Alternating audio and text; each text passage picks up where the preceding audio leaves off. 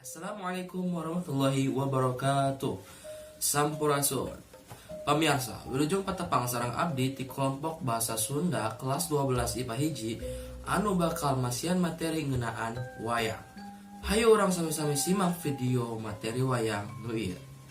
Carita wayang nyaeta carita anu sok dilalakonkeun dina pagelaran wayang. Anu asalna tina kecap bayang atawa bayang-bayang anu artina kalangkang. Dina pagelaran wayang kulit anu sok dilalajoanana teh biasana sok kalangkangna. Asal wayang asalna ti India. Wayang golek di Jawa Barat. Santi Kaningdalang. Santi Kaningdalang asal kecapna tina santika anu artina ilmu kasatriaan. Santi Kaningdalang asal kecapna tina santika anu artina ilmu kasatriaan. Jadi Santi Kaningdalang nyaeta ilmu keur ngatik dalang sangkan masagi ieu sinatria.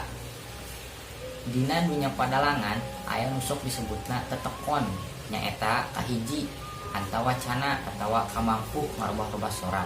Kadua renggep atawa mampu nyirep nu lalajo ku pintona nu hade. Katilu enges atawa bisa ngundang rasa. Kaopat tutung nyaeta kamampu dramaturgi. Kalima banyol sabet atawa kaparigel mulahkeun wayang. Kagenep kawiradia atanapi kamampu kakaweng tokoh-tokoh wayang.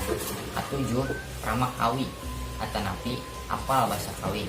Kadalapan amar di basa nyaeta maher ngagunakeun basa. Kasalapan pramas sastra kamampu sastra. Kasapuluh awi carita pangaweruh carita wayang. Jeung anu terakhir anu ka-11 nyaeta amar dawa lagu nyaeta weruh kana lagu. Jaring cerita Mahabharata dianggit dina wangun syair kuliasa anu panjangna 200.000 jajar atanapi 100.000 siloka. Ari Ramayana dianggit ku Walmiki anu panjangna 48.000 jajar atanapi 24.000 siloka. Silsilah Mahabharata dimimitian ku Sunada sareng Pratipa. Sunada sareng Pratipa ngagaduhan putra anu nabina Santanu. Santanu nikah kaduaan nyaeta ka Gangga sareng ka Setyawati. Santanu sareng Gangga ngagaduhan putra anu namina Citraganda sareng Witrawirya. Santanu sareng Setyawati teu ngagaduhan putra. Setyawati nikah deui ka Prasara. Prasara sareng Setyawati ngagaduhan putra anu namina Abiasa. Abiasa nikah kadua orang nyaeta Ambalika sareng Ambika. Abiasa sareng Ambalika ngagaduhan putra anu namina Pandu. Ambiasa sareng Ambika ngagaduhan putra anu namina Destrarastra. Destrarastra nikah ka Gandari. Destrarastra sareng Gandari ngagaduhan 101 urang putra anu dikenal ku Kurawa. Pandu nikah kaduaan nyaeta ka Kunti sareng ka Madrid. Pandu sareng Madrid ngagaduhan 2 orang putra nyaeta Nakula sareng Sadewa. Pandu sareng Kunti ngagaduhan 3 orang putra nyaeta Yudhistira, Bima sareng Arjuna. Bima nikah ka Arimbi. Bima sareng Arimbi ngagaduhan 3 orang putra nyaeta Gatotkaca, Sutasoma sareng Barbarika.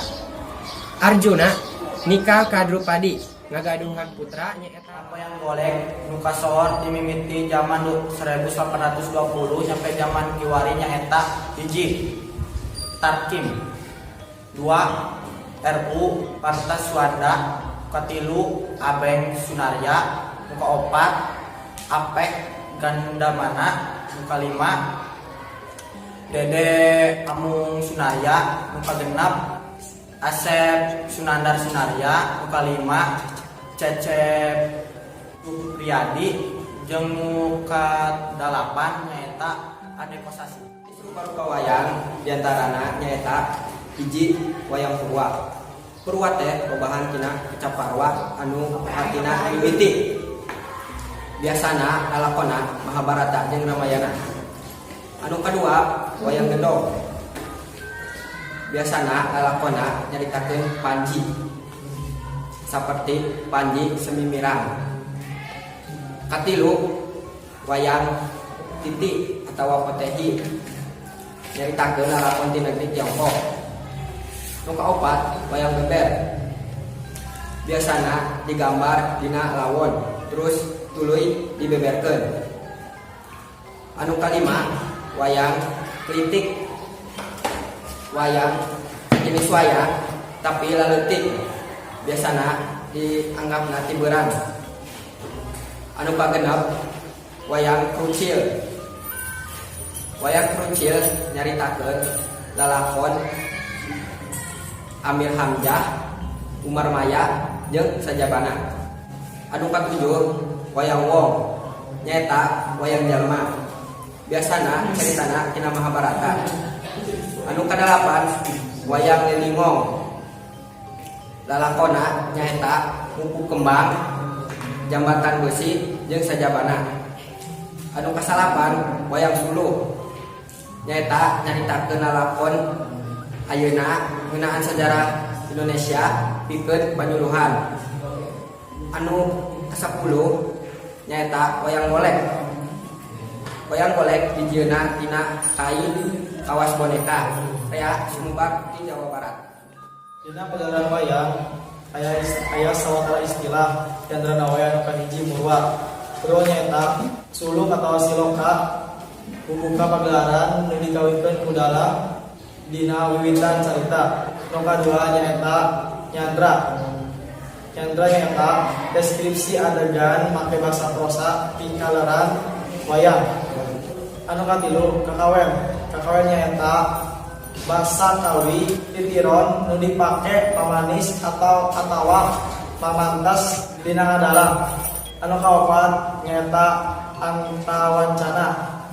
Antawancana nyaeta ngatur wayang dina adegan. Istilah-istilah dina pagelaran pawayangan. Anu kahiji aya dalang. Dalang nyaeta jalma anu ngalakukeun panokohan pawayangan ku lentong sora nu nyaruakeun jeung karakter wayang. Anu kadua aya sinden.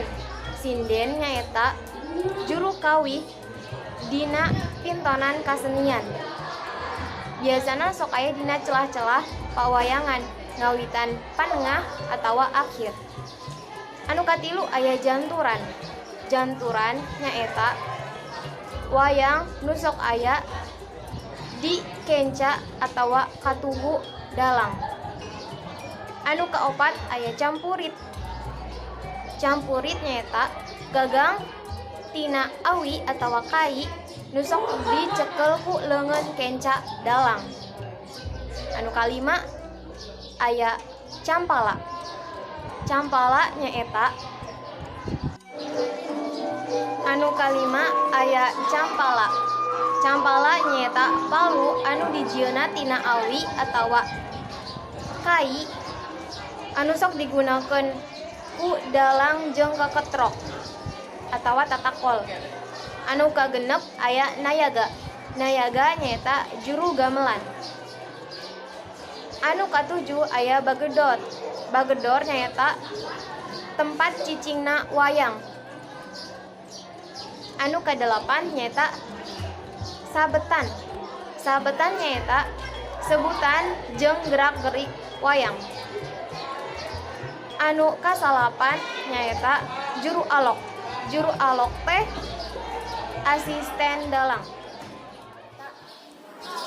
Dina Mahabharata anu nyokol keadilan teh nyaeta Pandawa, anu muka nyaeta Kurawa. Sedangkan dina Ramayana anu nyokol keadilan teh nyaeta Batara Rama. Sedangkan anu muka nyaeta Prabu Rahwana atawa Damasika. Sedangkan anu nyokol keadilan salawasna diasup ku titisan Batara Wisnu. Dina Mahabharata titisan Batara Kresna. Ari Ramayana nya Rama.